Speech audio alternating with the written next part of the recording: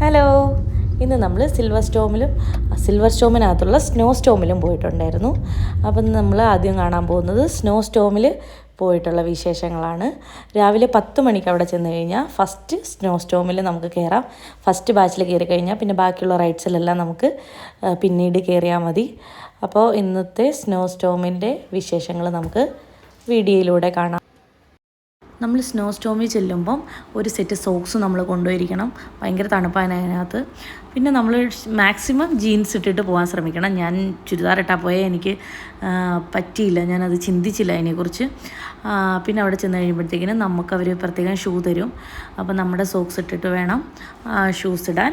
അത് കഴിഞ്ഞിട്ട് നമുക്കൊരു ജാക്കറ്റ് തരും. ജീൻസ് ആണ്ട് ഇടുമ്പോൾ നമുക്ക് വലിയ പ്രശ്നം വരത്തില്ല, ജാക്കറ്റ് അവരോട് തരും. പിന്നെ കയ്യിൽ നല്ല ഗ്ലൗസും തരും. സ്റ്റാഫെല്ലാം നമ്മളോട് വളരെ സ്നേഹത്തോടു കൂടിയ പെരുമാറുന്നത്, നമ്മളെ നന്നായിട്ട് ഹെൽപ്പ് ചെയ്യാനായിട്ട് വരും. എന്നെ ശരിക്കും നന്നായിട്ട് ഹെൽപ്പ് ചെയ്തു. എന്നെ മാത്രമല്ല അവരെല്ലാവരെയും ഹെൽപ്പ് ചെയ്യുന്നുണ്ട്. നല്ല അത്യാവശ്യം നല്ലൊരു സർവീസായിരുന്നു. ഞാൻ ഈ ടോപ്പിൻ്റെ പുറത്ത് ഈ ജാക്കറ്റും ഇതെല്ലാം ഷൂസെല്ലാം ഇട്ട് നിന്ന് കഴിഞ്ഞപ്പോഴത്തേക്കിനും അവൻ എന്നെ കിലുക്കത്തിലെ രേവതി എന്ന് പറഞ്ഞിട്ട് എന്നെ കളിയാക്കുമായിരുന്നു. ഞാൻ എന്നിട്ട് അവിടെ നിന്ന് എന്തൊക്കെയോ പറയുന്നുണ്ട്. നമ്മൾ സ്റ്റോമിലേക്ക് പോകാൻ പോവാണ്, മണാലിയിലേക്ക് പോകാൻ പോവാണെന്നൊക്കെ പറഞ്ഞിട്ട്. പക്ഷെ ഒന്നും കേൾക്കാൻ പറ്റത്തില്ല, കാരണം ബാക്ക്ഗ്രൗണ്ടിൽ ഭയങ്കര മ്യൂസിക് ഉണ്ടായിരുന്നു.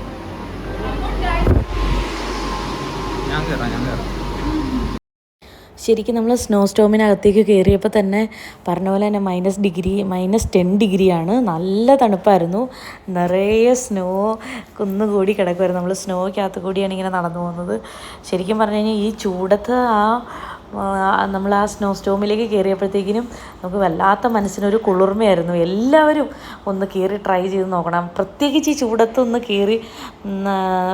കയറി അതിനകത്ത് നമ്മളൊരു 45 മിനിറ്റ്സ് സ്പെൻഡ് ചെയ്യാമെന്ന് വെച്ച് കഴിഞ്ഞാൽ ഒരു നല്ലൊരു എക്സ്പീരിയൻസ് ആയിരിക്കും.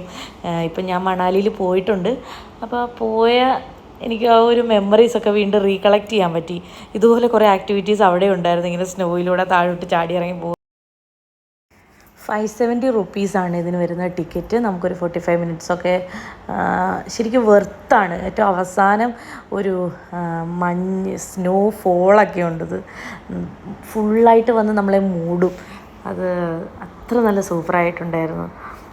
എനിക്ക് ഒരുപാട് ഇഷ്ടപ്പെട്ടു. കാരണം എനിക്ക് ഈ സ്നോയിനോടൊക്കെ എനിക്ക് വലിയൊരു താല്പര്യമുള്ള ആളായത് കാരണം എനിക്ക് ഒരുപാട് ഇഷ്ടപ്പെട്ടായിരുന്നു. പ്രത്യേകിച്ച് ഈ ചൂടത്ത് ശരിക്കും നമ്മൾ അതിനകത്തേക്ക് കയറി കഴിയുമ്പോൾ തന്നെ നമ്മൾ വേറൊരു ലോകത്ത് എത്തിപ്പെട്ട പോലെ തന്നെ തോന്നും. ഫുള്ള് സ്നോയുണ്ട്, പെൻഗിൻസ് ഉണ്ട്, പിന്നെ റെയിൻഡിയർ ഉണ്ട്. എല്ലാത്തിനെയും അവരവിടെ ഇങ്ങനെ സെറ്റ് ചെയ്ത് വെച്ചിട്ടുണ്ട്. അത് അത്ര നന്നായിട്ട് മെയിൻറ്റെയിൻ ചെയ്തിട്ടുണ്ട്. എല്ലാം നല്ല നീറ്റ് ആൻഡ് ക്ലീനാണ്.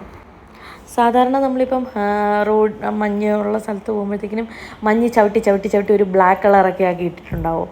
പക്ഷേ ഇതെന്ന് പറഞ്ഞു കഴിഞ്ഞാൽ പ്യുവർ വൈറ്റായിട്ട് ഒരു അഴുക്ക് പോലും അതിനകത്ത് പറ്റാത്ത രീതിയിൽ ആ വൈറ്റായിട്ട് തന്നെ കിടക്കണേ. ഫുള്ള് മഞ്ഞും വൈറ്റായിട്ട് തന്നെ കിടക്കണേ.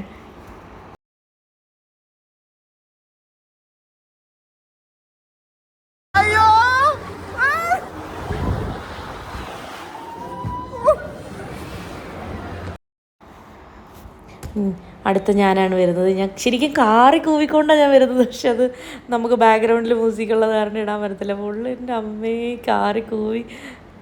അവർ നമ്മളെ തടഞ്ഞൊക്കെ നിർത്തണേ സാധനം വെച്ചിട്ട്. ഭയങ്കര രസമായിരുന്നു കേട്ടോ, എനിക്ക് ഇഷ്ടപ്പെട്ട്. നല്ല സൂപ്പറായിരുന്നു. അത് കഴിഞ്ഞ് അഖില് വരുന്നുണ്ട്. അഖില് പിന്നെ പോയി ഭിത്തിയിൽ ഇടിച്ചിട്ടൊക്കെ താഴോട്ട് വരുന്നത്. കാരണം വെയിറ്റ് ഉള്ളവർക്ക് സ്പീഡ് കൂടുതലായിരിക്കും. ഡിഫിക്കൽട്ടാണ് അവരെ തടഞ്ഞു നിർത്താനായിട്ട്. അടുത്തായിട്ട് നമ്മുടെ സ്റ്റാർ വരുന്നുണ്ട്. സ്റ്റാർ പോയിട്ട് അവിടെ പോയി എന്നിട്ട് തിരിച്ചു വരും.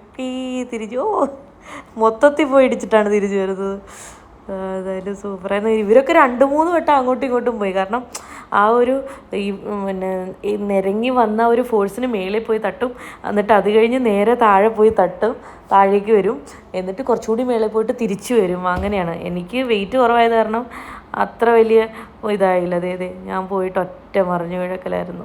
എൻ്റെ ദൈവമേ, കാല് പോയങ്ങ് ഐസിലിടിച്ച് നല്ല വേദനയായിരുന്നു.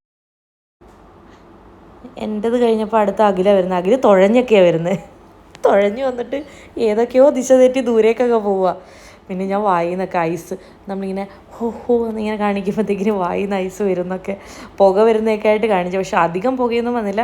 ഷാൻചേട്ടന് ഊതിയപ്പോൾ നന്നായിട്ട് പുക വന്നു. പക്ഷെ നമുക്ക് എനിക്ക് തോന്നുന്നു വീഡിയോയിൽ അധികം മനസ്സിലാവാത്തതാണ്. വരുന്നുണ്ടോ പുക വന്ന് എല്ലാം അത്രയും -10 ഡിഗ്രിയിലാണ് നമ്മളവിടെ അതിനകത്ത് നിൽക്കുന്നത്. കാലൊക്കെ നല്ല മരവിച്ച്. ശരിക്കും ഇവർ തരുന്ന റബ്ബർ ഷൂസ് നമുക്ക് നല്ല സോക്സ്, വൂളൻ സോക്സാണ് ഞാൻ ഇട്ടതിട്ടും എനിക്ക് കാലിൽ തണുക്കുമായിരുന്നു. നല്ലൊരു സൂപ്പർ ഒരു എക്സ്പീരിയൻസ് ആയിരുന്നു. ഇഗ്ലൂ ഹൗസിലേക്ക് പോകാൻ വേണ്ടിയിട്ട് ഞാൻ കണാന്ന് ഏതാണ്ടൊക്കെ പറയുന്നുണ്ട്. എന്നിട്ട് ഇഗ്ലൂ ഹൗസിലേക്ക് പോയി കോശീനെ അകത്തേക്ക് വിളിക്കാം വാന്നും പറഞ്ഞിട്ട്. ഇതൊക്കെ ശരിക്കും വീഡിയോയിൽ ഭയങ്കര രസമാണ്. പക്ഷേ അതിൻ്റെ ബാക്ക്ഗ്രൗണ്ട് സ്കോർ നമ്മൾ എടുത്ത് കളയുമ്പോഴത്തേക്കിനും ഒന്നും കറക്റ്റായിട്ട് വരത്തില്ല. എന്തൊക്കെയോ പറയുന്നുണ്ടായിരുന്നു നമ്മൾ. കാരണം അത്രയും നല്ലൊരു അറ്റ്മോസ്ഫിയർ ആയത് കാരണം ഞങ്ങളെല്ലാവരും നന്നായിട്ട് എൻജോയ് ചെയ്തു. ആ എൻജോയ് ചെയ്തപ്പോഴത്തേക്കിനും ബാക്ക്ഗ്രൗണ്ടിൽ മ്യൂസിക്കുള്ള ഞാൻ നേരെ പോയത് പെൻഗിൻ്റെ അടുത്തേക്കായിരുന്നു. അന്റാർട്ടിക്കയിലാണ് ഇപ്പം നമ്മൾ നിൽക്കുന്നതെന്ന് നമ്മൾ വിചാരിക്കുക. റെയിൻഡിയറിനെ കവർ ചെയ്തിട്ട് വേണം അങ്ങോട്ടേക്ക്. പക്ഷെ നല്ല രസമുണ്ടായിരുന്നു. അവരെല്ലാം അത്യാവശ്യം കറക്റ്റ് ചെയ്ത് അവിടെ വെച്ചിട്ടുണ്ട്. കുറേ ഫോട്ടോസൊക്കെ എടുത്ത് എൻജോയ് ചെയ്ത് കുറേ നേരം ഞാൻ താഴെ നിന്ന് എൻജോയ് ചെയ്ത് കണ്ടപ്പോഴാണ് രണ്ടുപേരും നേരെ പോയി മുകളിൽ നിൽക്കുന്നത് കണ്ടത്. അപ്പോഴാണ് അവിടെ ഇങ്ങനത്തെ ഒരു സാധനം ഉണ്ടെന്ന് മനസ്സിലാക്കിയത്. പിന്നെ ഞാനും അങ്ങോട്ടേക്ക് പോയി. എല്ലാവരും പോകുന്നതിൻ്റെ പുറകെ പോകലാണല്ലോ നമ്മുടെ അൾട്ടിമേറ്റ് ലക്ഷ്യം. വാ സഞ്ജുവിനെ ഇങ്ങനെ വിളിക്കണേ. കുരങ്ങന്മാർ മറ്റേ ചൂട് ചോറ് വാരിയിട്ട് വിളിക്കുന്ന പോലെ ഉണ്ട് കിടന്നിട്ട്.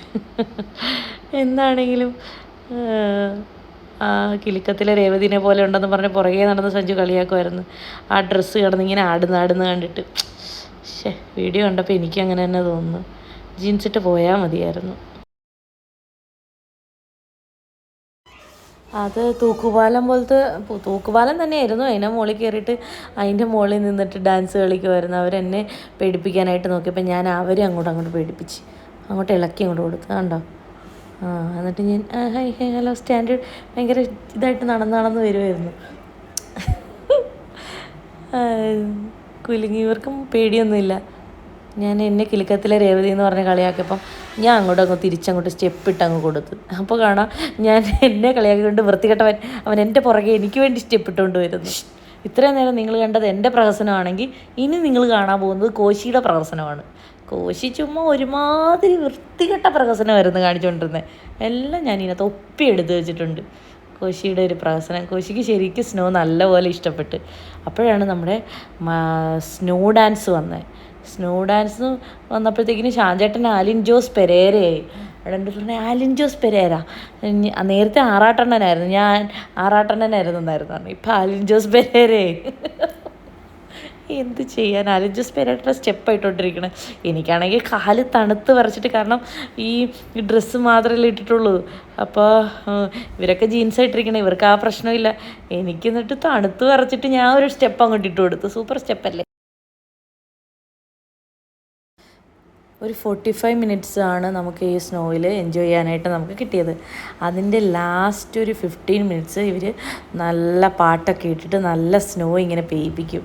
അതുകൊണ്ട് നമ്മൾ അതിനകത്ത് കിടന്നിട്ട് ശരിക്കും നമുക്ക് അങ്ങ് എൻജോയ് ചെയ്യാനായിട്ട് തോന്നും. ഞങ്ങളെല്ലാവരും നല്ല രീതിയിൽ ആ സ്നോ സ്റ്റോം എൻജോയ് ചെയ്തു. വളരെ നല്ലൊരു ഇതായിരുന്നു. അടുത്തതായി നിങ്ങൾ കാണാൻ പോകുന്നത് കോശിയുടെ പ്രഹസനമാണ്. കോശിയുടെ പ്രഹസനം നിങ്ങൾ കണ്ടല്ലോ. അഖിലാണെ മുട്ടൻ പ്രഹസനം. എല്ലാ പ്രഹസനവും കൂടെ 10 മിനിറ്റിൽ തീരും. എനിക്കാണെങ്കിൽ തണുത്തിട്ട് ഒരു രക്ഷയില്ലാത്ത കാരണം ഞാനൊരു സൈഡിലോട്ട് മാറി നിൽക്കുമായിരുന്നു. ജീൻസ് ഇട്ട് പോയാൽ മതിയായിരുന്നു. ജീൻസ് ഇട്ട് പോകാത്തത് കാരണം അലിൻ ജോസ് പെരേര വീണ്ടും വന്നിട്ടുണ്ട്. ഞാൻ അലിൻ ജോസ് പെരേരനെ വിടാനായിട്ട് ഉദ്ദേശിച്ചിട്ടില്ല. അങ്ങനെ ഈ ഒരു പ്രഹസനത്തിനോടുകൂടി നമ്മുടെ സ്നോ സ്റ്റോമിലെ പ്രഹസനങ്ങൾ അവസാനിച്ചിരിക്കുന്നു. ഇനി നമുക്ക് സിൽവർ സ്റ്റോമിലെ പ്രഹസനങ്ങളുമായി വീണ്ടും കാണാം. അതുവരെ ബൈ.